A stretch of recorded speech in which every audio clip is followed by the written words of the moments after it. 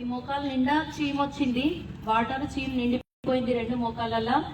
అప్పుడు ఏమైందంటే మేము హాస్పిటల్ తీసుకుపోయి అది క్లీన్ చేయించినప్పుడు ఒక ఇంజెక్షన్ వచ్చేసి 1200 రూపాయలు ఉంటుంది.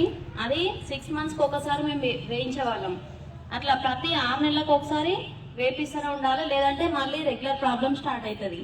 ఎప్పుడైతే మా అమ్మకి మా ఇంటి పక్కన ఒక పర్సన్ ఉంటుంది లలిత అని, ఆమెకు గోదావరి మేడం పరిచయం, వాళ్ళ డబుల్ బెడ్రూమ్స్ దగ్గర ఆమెకు పరిచయం అంట. వెస్టీజ్ సప్లిమెంట్స్ తీసుకొచ్చి మా అమ్మకి ఇచ్చిర్రు. ఒక 15-20 డేస్ తర్వాత మా అమ్మకి ఏమైందంటే పెయిన్స్ ఎక్కువైపోయినాయి. ఉన్న పెయిన్స్ కాకుండా ఇంకా ఎక్కువైనాయి. పడుకొనే ఉంది. ఈ మందులు వాడినా నాకు చెప్తలేదు. ఫస్ట్ ఏ విషయమైనా నాకు చెప్పి చేస్తుంది మా అమ్మ. కానీ ఎక్కువైనాయి అని చెప్తే ఇవన్నీ చెక్ చేసి ఇవన్నీ చదివి, నేను బైపీసీ స్టూడెంట్ని, ఇవన్నీ చదివి చేసి ఇవెందుకు వాడినావు, చనిపోదాం అనుకుంటున్నావు, అది తిట్టుదని చెప్పేసి నాకు చెప్తలేదు. మా ఇంటి పక్క ఆమె లలిత ఫోన్ చేసింది, మీ అమ్మకి ఇట్లా హెల్త్ బాగాలేదా అని చెప్తే వెళ్ళి ఆ సప్లిమెంట్స్ అన్ని చూసిన తర్వాత ఫస్ట్ నేను తిడదామని వచ్చిన అసలు మేడంని.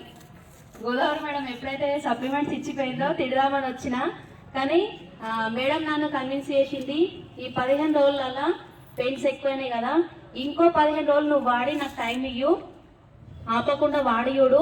ఒకవేళ తగ్గలే అనుకో, మీ మమ్మీకి 3500 అయినాయి, 3500 రూపాయలు ఖర్చు పెట్టింది కదా, నేను 4 వంతులు ఎక్కించిపోతా అని చెప్పింది.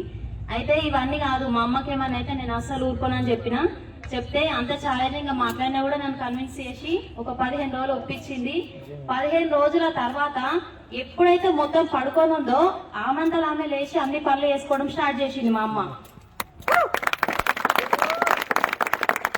మా పిల్లలు తీసుకొని పోయి అక్కడనే ఉన్నా, వీళ్ళ స్కూల్ కూడా పోతుంది. 15 రోజులు ఉన్నా, ఖచ్చితంగా ఈ సప్లిమెంట్లు ఎట్లాంటివి చూద్దామని చెప్పేసి 15 రోజుల తర్వాత మా అమ్మకు రిజల్ట్ వచ్చింది. మా అమ్మ వేరే వాళ్ళకు కూడా ఇప్పేయడం స్టార్ట్ చేసింది.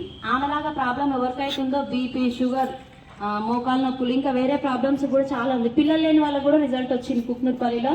వాళ్ళందరికీ సప్లిమెంట్స్ స్టార్ట్ చేసింది. 15 రోజుల తర్వాత నేను మళ్ళీ మేడం ఫోన్ చేసిన, నేను ఎక్కడ ఏమంటాను అని చెప్పేసి మేడం ఫోన్ లిఫ్ట్ చేస్తలేదు. ఈమె అప్పుడే అదో రకంగా మాట్లాడింది, ఇప్పుడేమని చెప్తుందా అని చెప్పి ఫోన్ లిఫ్ట్ చేస్తలేదు. కానీ నేను యాడ్ అయిదామని చేసిన, వెస్టీలో జాయిన్ అయిదామని. మేడం ఫోన్ లిఫ్ట్ చేసింది, మా ఇంటికి వచ్చిన తర్వాత ఏమైంది బావని మళ్ళీ కాల్ చేసినా అని భయభయంగా మాట్లాడితే, లేదక్క మీరు ఇచ్చిన మందులు చాలా బాగా పనిచేసినాయి, అసలు ఇవన్నీ ఎట్ల నుంచి తీసుకొచ్చిర్రు, ఎక్కడ ఇవన్నీ, నువ్వు ఎట్లా తెలుసు, నువ్వు డాక్టర్ వా అని అడిగిన తర్వాత ఆమె నాకు ప్లాన్ చెప్పింది. మేడం ప్లాన్ చెప్పి ఎట్లాంటి ఇన్వెస్ట్మెంట్ లేదు, నువ్వు ఐడి వేసుకొని ఆధార్ కార్డు ఉండి అంటే, నా పర్సులో ఎప్పుడైనా ఆధార్ కార్డు ఉంటుంది హ్యాండ్బ్యాగ్లో, ఆధార్ కార్డు ఇచ్చి జాయిన్ అయినా. ఒక 1 మంత్ తర్వాత నేను ప్రొడక్ట్స్ తీసుకొని వాడినా. మా సార్కి అప్పుడు కూడా ఇష్టం లేదు, మళ్ళీ దేంట్లో జాయిన్ చేసినావు, నేను ఇంతకుముందే వేరే దాంట్లో జాయిన్ అయినా, నాకు ఇష్టం లేదు గిల్లని జాయిన్ చేసినావు అని చెప్పి మా అమ్మని తిట్టిండు. మా సార్ తిట్టినా కూడా నేను అసలు ఆ ప్రోడక్ట్ నాకు బాగా అనిపించింది. మా అమ్మ